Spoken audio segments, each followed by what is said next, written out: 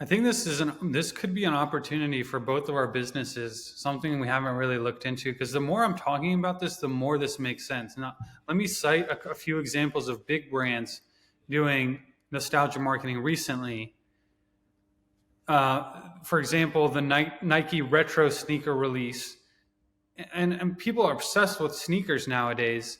But this one's the Nike Jordan 4 sneaker release. Okay, so it's super popular back in the 80s, 90s, kind of the heyday, and things are coming back. You see that with style, with clothing as well. And this happens all the time. They say, what is it? Style never dies, it recycles. I'm definitely Yeah. not saying that correctly, but so 90s fashion is resurging with both millennials and Gen Z. So that's interesting. You see, like a band that was big, like for when I was a teenager, Backstreet Boys, NSYNC, huge. And nowadays they can still sell out big arenas because it's the nostalgia factor. A little bit of band that came out in the 2010s, they can't do it. Like early 2000s soft rock or alternative rock for when I was growing up. Those bands are still when I hear Blink 182, and I was never even a big fan of that type of music, but when I hear it, it's nostalgic. Yeah. And so I think there might be an opportunity here for anybody's marketing business is to use more nostalgia. Use the songs, use the images, use the style, use the clothing, use the vocabulary, whatever it is that you can use to set people back into the good old day mindset. And yeah, now as I'm thinking about it more, I do use it in the sense where I might not. I'm in my. Let's say I'm writing an article and I'm trying to target a woman who is in her 70s or something. I don't say, "Hey, I'm Betty from Keller, Texas, and I'm in my 70s and I'm a grandmother." I start writing um, things that a woman in her 70s would relate with, whether it be like, "Hey, I was on my couch watching X show." Well, if I say I was on my couch watching X show and that show was, let's say, MASH, let's use your example earlier, that kind of sets the tone. The person reading knows that this person is kind of like them. They were, if you're sitting there watching old episodes of MASH or whatever. And so we can use nostalgia marketing from a storytelling perspective by talking about what, for wherever your protagonist is, if they can show an interest in something that your reader would have been, or elicit the nostalgia feelings by whatever they're doing in that story, then I think it could be done. I'm not stating my point as well as I'd like to, but I think you get what I'm saying. I do get what you're saying. And I want to return to the political arena here for a second. And I remember reading this article that made the case that the entire election process could be summed up by the main slogan of that candidate. And typically, the candidate who's looking forward is the winner rather than the one looking past, which would be a little bit counterintuitive based on our nostalgic conversation right now. Now, let me give you some examples. For example, going back to 2008, Barack Obama, I believe it was change. Yes, we can. Change we can believe in. It was something needs to change and move forward. And then there was, so I want to contrast that with what's going on now in 2016 with Donald Trump and now in 2020, 2024 again. But it was Make America Great Again, which is actually very much nostalgic. And I believe there's a South Park episode about this, which is kind of funny now that I'm thinking about. Like they actually did is like something about remember when this was like this, and let's do that again. So from this campaign, it seems like they are very much using nostalgic campaign. It won in 2016, it lost in 2020. Interesting what will happen in 2024 this year.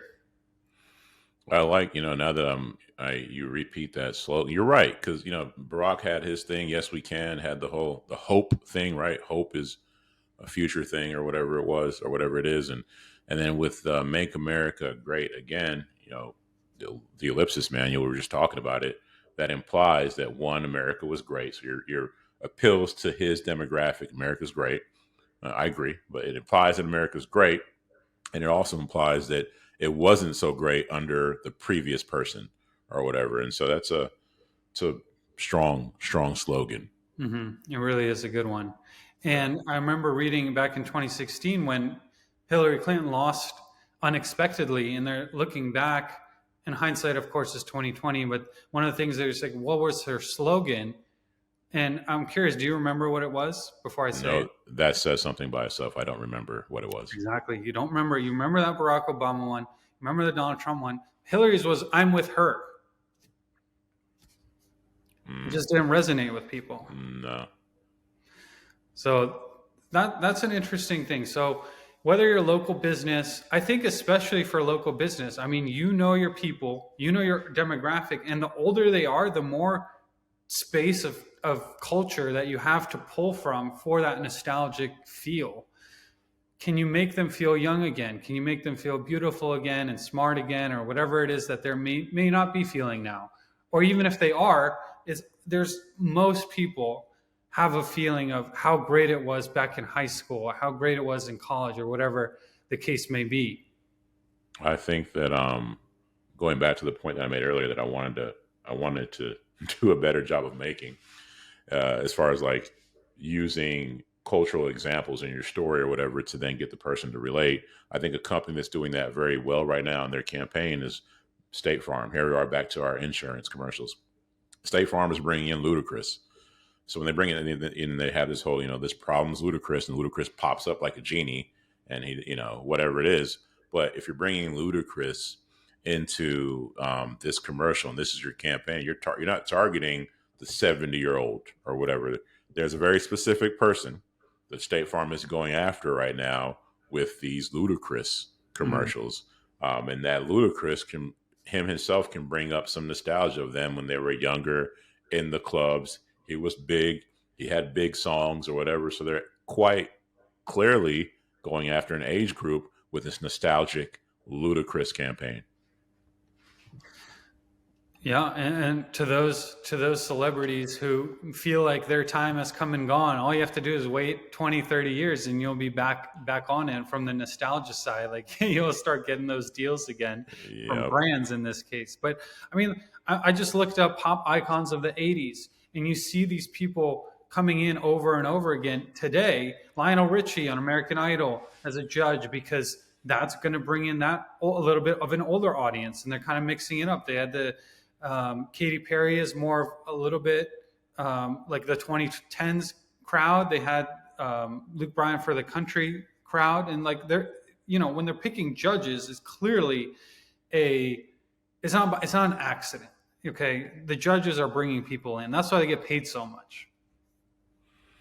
Yeah, this is good stuff. I'm in the middle of writing a story, like I told you, and there's a very specific person that I'm targeting, and I guess I never realized that I would pull on these type of nostalgic things, but I do, and I guess I was doing it subconsciously, and so now I wonder what happens when I'm a bit more intentional about it.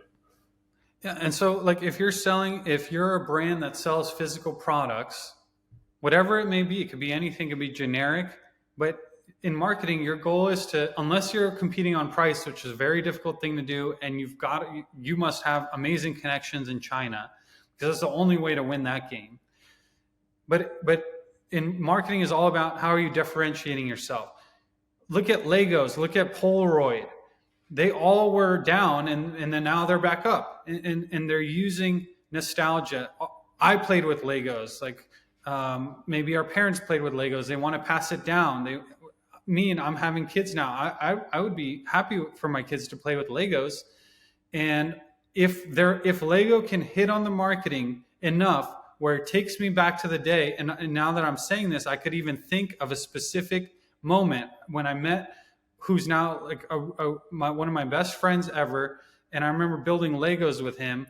I remember even the color I was using. So if Lego can tap into that, maybe I'd be willing to pay 2, 3 times the generic brand in that case. And I think anybody who's selling a physical product, this may be a key to unlock that higher price point for you.